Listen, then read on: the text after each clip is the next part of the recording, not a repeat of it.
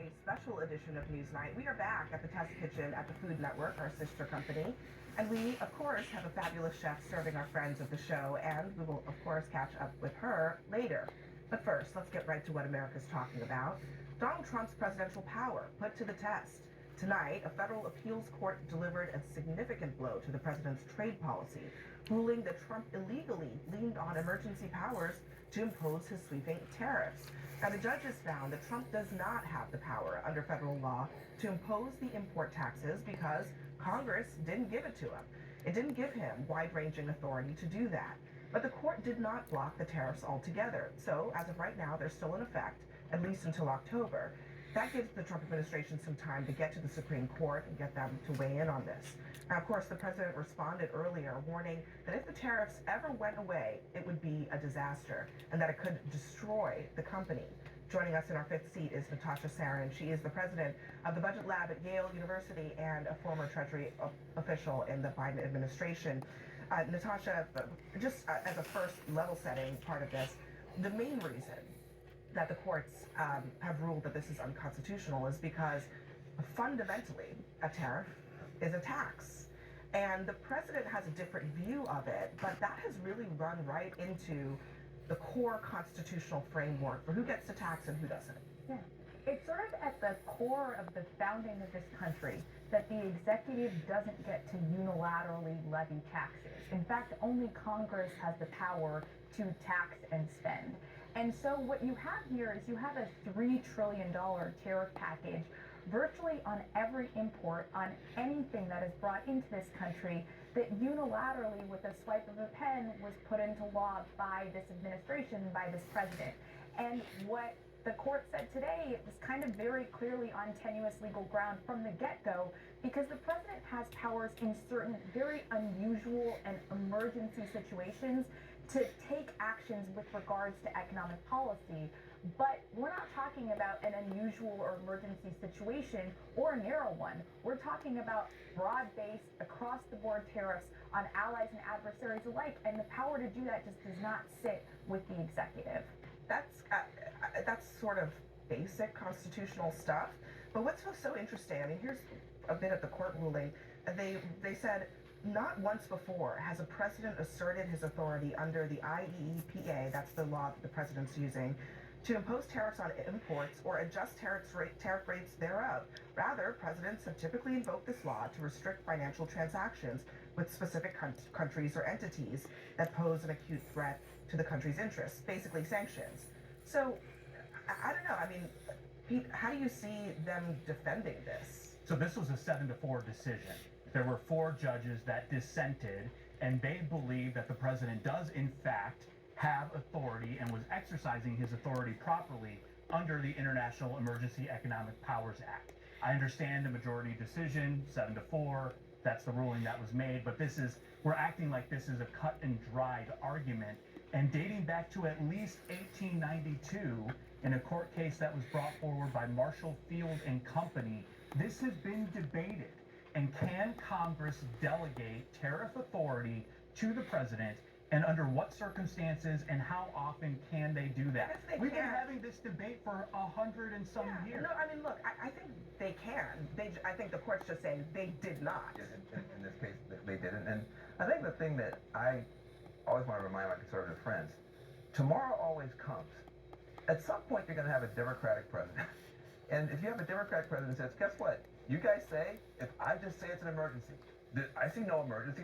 There's no terrorist threat. There's not a war, not a Great Depression. I just say it's an emergency. And then I can do whatever I want to in the economic realm. That's called socialism. So I don't understand why you guys are so excited about the president doing stuff like this.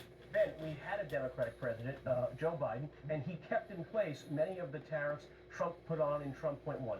Now, the president does have the authority to implement tariffs under other laws, and those are still into effect. But big picture item, this put the president in the position to renegotiate favorable deals, more favorable than the past, with the EU, with the UK. But we're on the precipice of a deal with China. These are all things that I would hope Democrats are rooting for and not against. And yet you see with this decision, all the familiar faces come out of the woodwork to cheer on the court in stripping back powers of the presidency that he is using to make better deals for Americans today.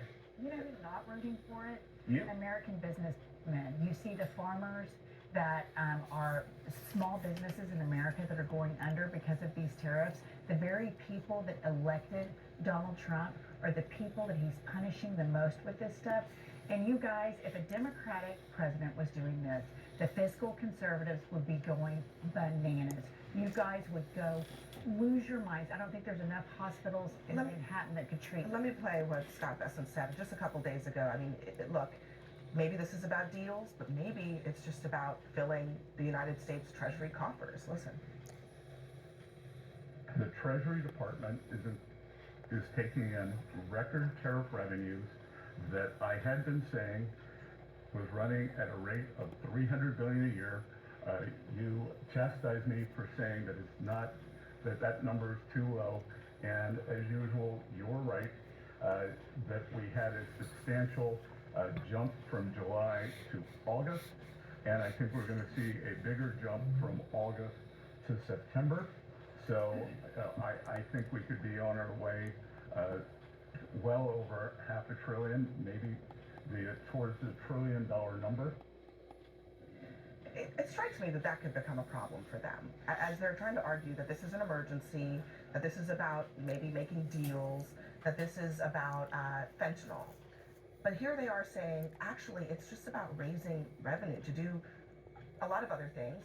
And then on top of that, Natasha, I mean, your take on Trump keeps saying foreign countries are paying these tariffs, even if American households are not individually paying every single tariff, somebody in America is paying them.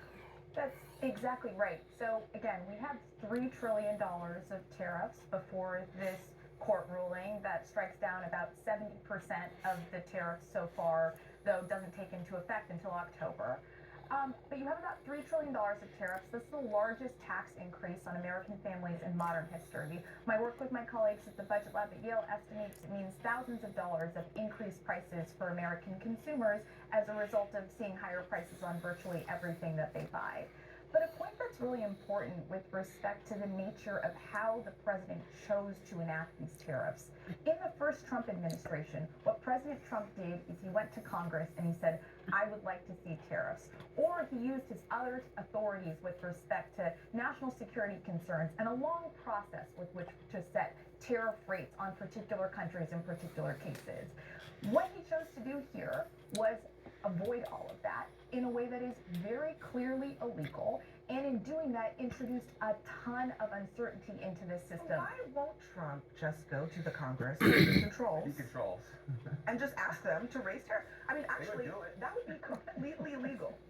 Totally and completely legal. He could go to Congress and say, hey, Mr. Johnson, Mr. Johnson, give us a 10% across the board tariff on the whole world. He can do that. Why won't he do it? So 2 points. One, the Congressional Research Service did a study right around the time of Liberation Day, and they wrote, quote, that the president or the Congress has given the president broad latitude to exercise his tariff authorities. Again, a president can do this, maybe not under every circumstance, and that is continuing to be adjudicated. But this is a debate that will continue. The second point is, I want to go back to what you said. No, I want you to answer my question. Why won't I don't want things to sit on the table that are inaccurate, Abby. Hold on a second. I mean, I asked you a question. You decided to talk about something else. Why won't Trump go to the Congress that he controls? Because he believes he has the authority, and I just gave you an example of why. Listen. The Congressional Research Service itself says it. Hold on. I don't want you to take the Congressional Research Service out of context. The president does have some tariff authorities. It's just not under this particular law. Now, this is the issue here. He has used tariff authorities. You mentioned it. 4 judges. Hold on. But you're aware. And 4 judges did agree. Hold on a second. There are panels of judges all across the country. Some judges dissent, other judges agree. Doesn't mean that the rulings are not accurate. But you said it earlier.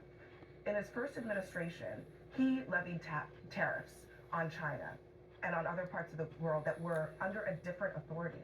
And nobody questioned the legality of those tariffs. But what he's doing now is different. It's fundamentally different. And he could go around it by just going to the Congress he controls, and he won't do it. You have the right to disagree what he's doing, but if he believes he has the authority under IEEPA to implement these tariffs, and he's doing it, I think we're going to have a pleasant surprise before October 14th when the Supreme Court weighs in. In fact, I hope I'm here on October 14th. So look, I don't know what the Supreme Court's going to do, but my only point is that I think you have to take into consideration, first of all, a 7-4 ruling is not a particularly close one.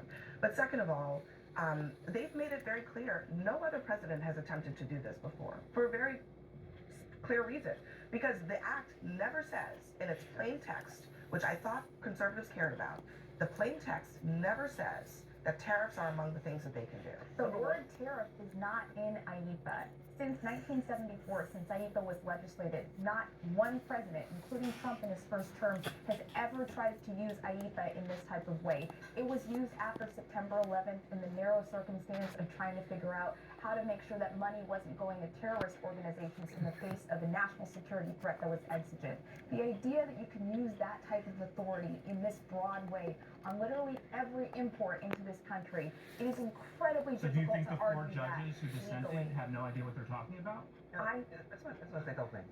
Like, often people like where Trump is going. You like it. You love it. You love it. And you pretend that the way he's doing it doesn't matter. That is an argument for lawlessness.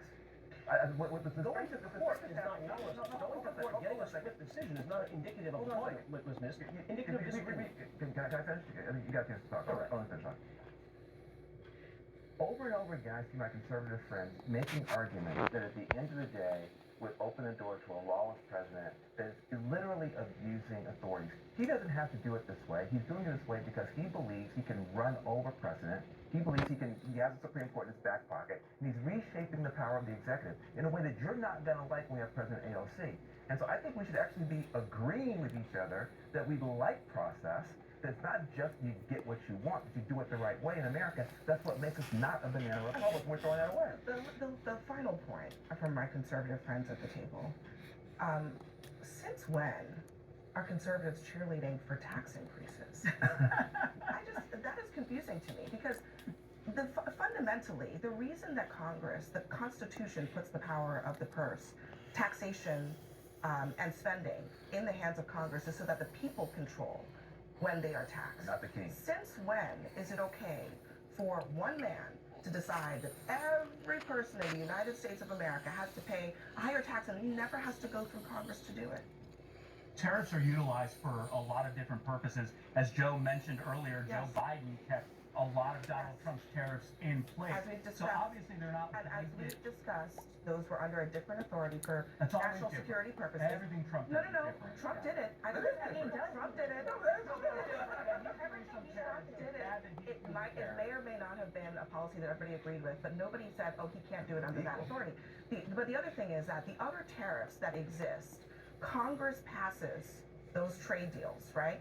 You come up with a deal with another country, you take it to Congress, they ratify it, it's the law of the land.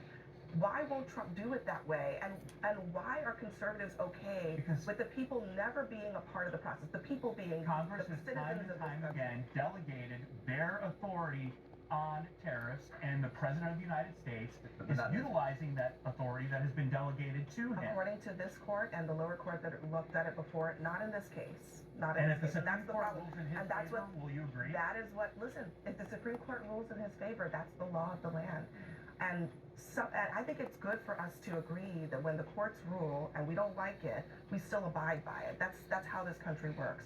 We'll wait for the process to play out. It'll play out, trust me. But this is an interesting one, and especially in the way that it kind of turns politics upside down for conservatives and for liberals here in this country. But next for us, Illinois Democrats are